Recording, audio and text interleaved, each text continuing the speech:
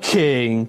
King Rossi makes things better by bastardizing wrestling.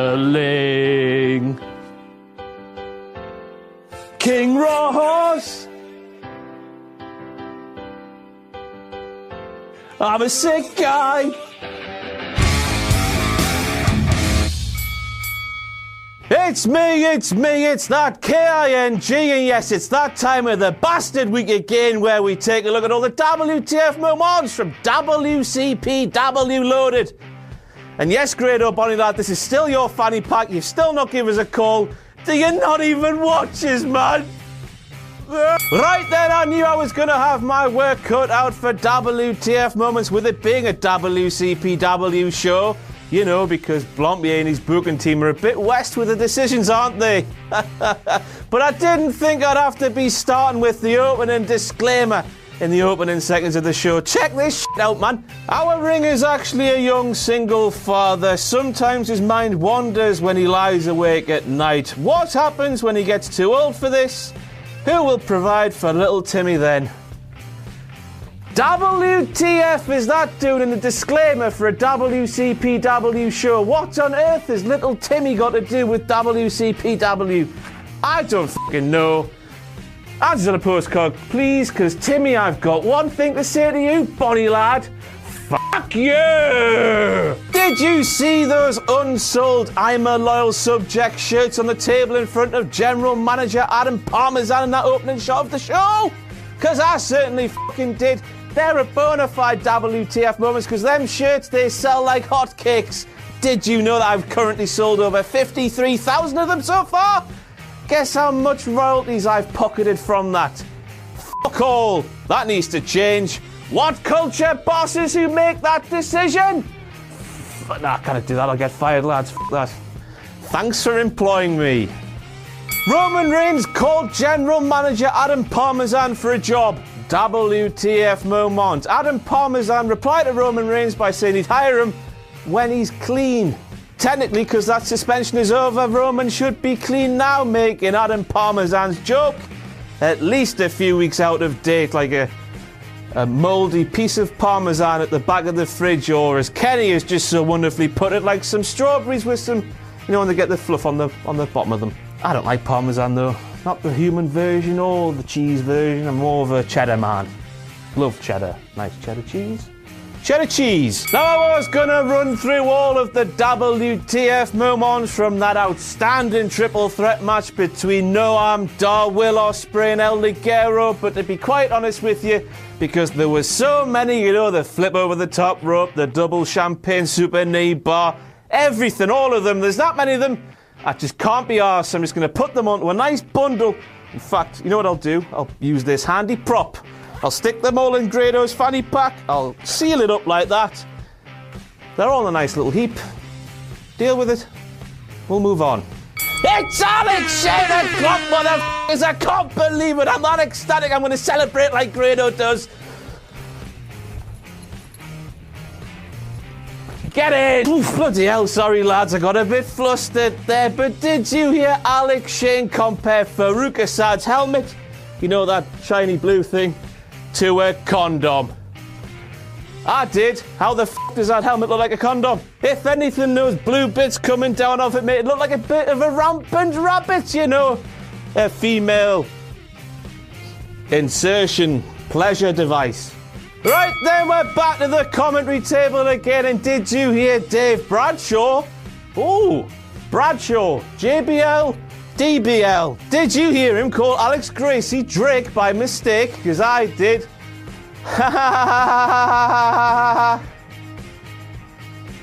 I'm taking the piss out of commentators here. I've got no right to, because I was fucking shite, but I'm going to do it anyway, because I'm a sick guy.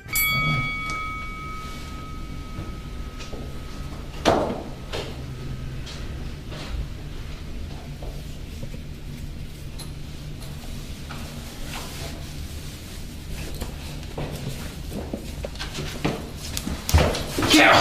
I can get it!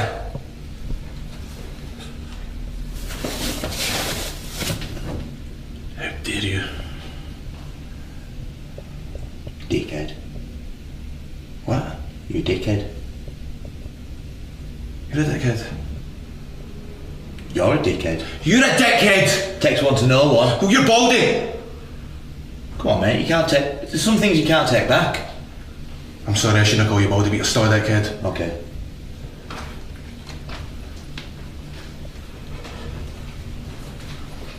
Fucking hell, lads, I just feel like I've had a wet dream with those two on screen. Bloody hell, I need a cigarette. Now then, as I was sat there in the O2 Academy in Newcastle just before B. Priestley and Nixon Newell got in the ring, I did not expect to see B licking Nixon's face and putting the chewing gum in the mouth, etc., etc. Therefore, WTF. But of course, Jack, the job of that little contrary hat-wearing fairy that he is, says, "Oh, Ross, that's not a WTF moment." It fucking is, though. It's not when you just watch endless amounts of porn like teenagers do and you become numb to a little bit of sass, a little bit of smut from time to time, you know? But 2016 women's wrestling, I didn't expect to see that and it happened, so WTF. Now, I'm not going to stand here and claim that Nixon, Newell and B. Priestley fucked up that Canadian destroyer, because they didn't. The fact they even tried one of the most difficult moves there is to try means they have massive bowels, a massive set each, you know, lady bowels, as Stephanie McMahon would say. So the WTF moment for me is, I'm just going to put it out there as a question, was B actually pinned? Because on closer inspection, you might see that Nixon's leg is under her right shoulder. Just watch it. Let us know in the comments below. I'm not going to nail my flag to the mast or whatever that saying is. I'm just going to leave it hanging there. Bit of discussion. First of all, from that tag team match, let's deal with Johnny Moss's chops. I mean, I was sat in the crow's nest in the O2 Academy and I was sitting there going, "Ow!" And to me heart's content, I almost fainted. I was doing it that much.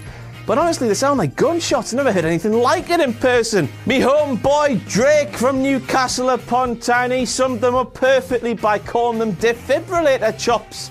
You take one, your heart stops. You take the other one, and it starts it back up again. So if you take an odd number, you're completely fucked because you're going to die. Then secondly, from that tag team bout, we've got to deal with Johnny Moss's tombstone piledriver finish, because the last time I checked, Mr. Adam Parmesan, pile drivers were banned, and isn't the tombstone a variation of a pile driver? I think it is, so where were you at, you fuck? Gabriel Kidd in a curtain. I mean, I certainly didn't expect to see that on this week's WCPW Loaded. But didn't Prince Amin do good for him? Didn't he kit him out with a wonderful looking thing? I thought the Gary Lineker cosplayer looked wonderful.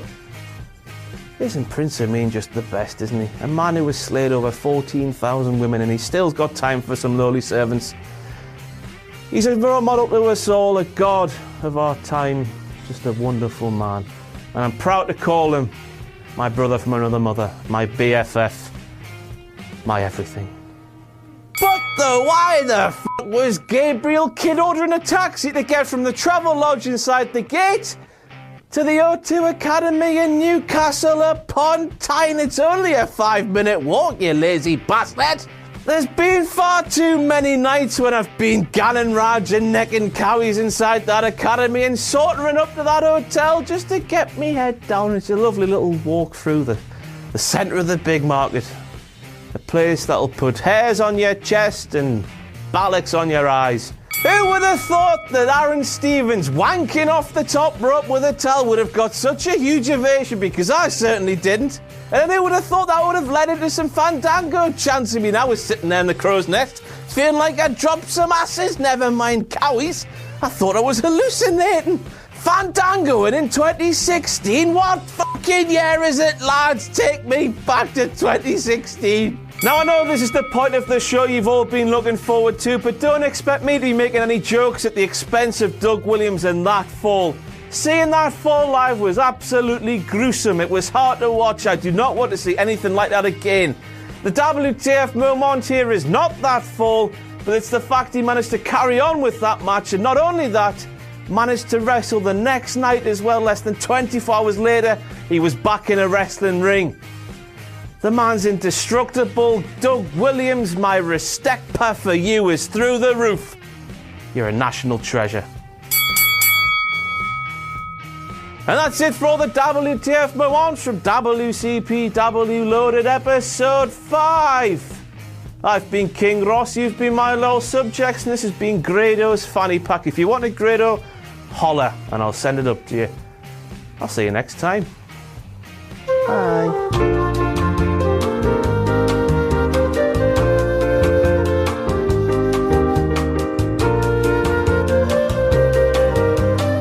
Were you one of the unlucky few who couldn't get tickets for July's WCPW tapings? Well, make sure you pick up tickets for August, as they're already extremely limited. On August 24th, we'll be presenting a special live pay-per-view quality show, WCPW Stacked, featuring Moose vs. Joe Coffey, the debut of the Women's Championship, Will Ospreay vs. Marty Scurll. The WCPW Championship will be on the line. There'll be Joe Hendry, Joseph Connors, Big Damo, El Ligero, Primate, Grado, Drew Galloway, EC3, and GM'd by Eric Bischoff. Not just that, but on the 25th, we'll also be holding loaded tapings featuring the Kurt Angle Invitational, a pinfall and submission elimination rumble to decide who gets to face the Olympic hero in October. Grab your tickets for August at wc.pw while you still can. The 2 days are looking absolutely stacked.